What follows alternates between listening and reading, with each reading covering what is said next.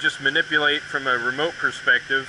Squeeze the button here to enable it, and now I'm manipulating the robot in all 6 axes.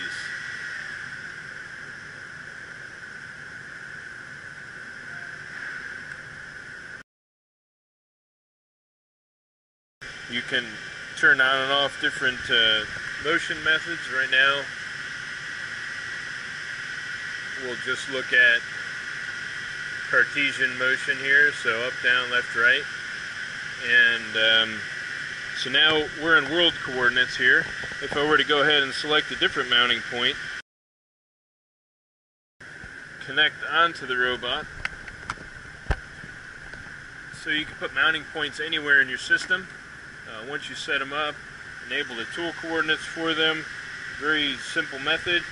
You now have different ways to manipulate. So now I'm going to enable this, and I'm moving in a very intuitive fashion in tool coordinate mode relative to these caps here that I've defined. So if we turn rotation on, then we're going to be manipulating it about the center of those 2 caps, which is out here.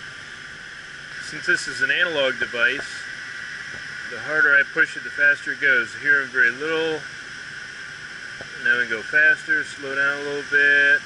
So going from fine to coarse, it's all just a piece of cake because it's just natural. If I enable it and I move the knife forward, you can see that the robot is actually coming towards me. But as far as I'm concerned, I'm moving the knife. Now maybe I want to tilt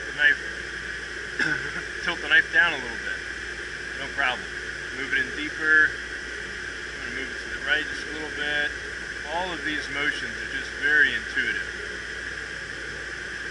But even though the robot's location is moving, the center of rotation remains about that knife tip.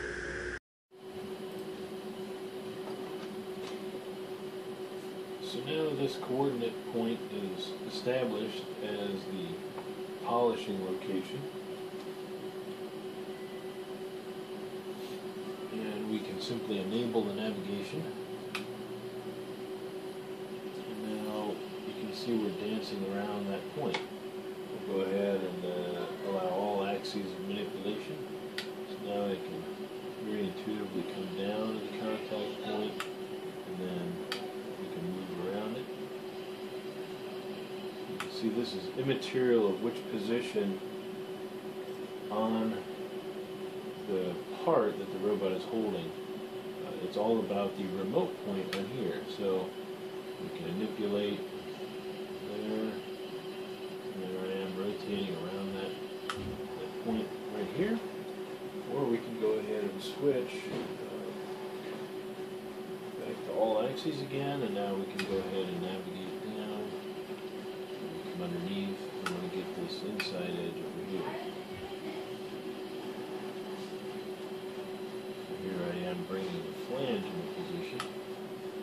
And now again, switch back to rotation only. It's about this inflection point on the tool. It's not about standard tool coordinates with the robot. So this allows much more interesting forms of control for robot-held parts.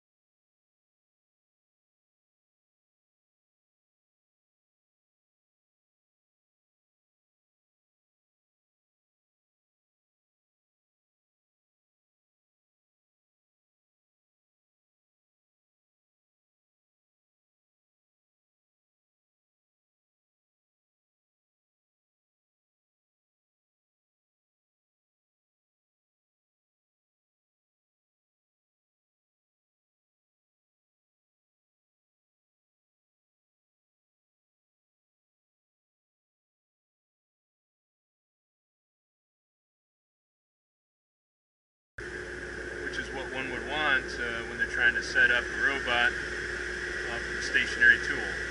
So deburring, deflashing, all of those operations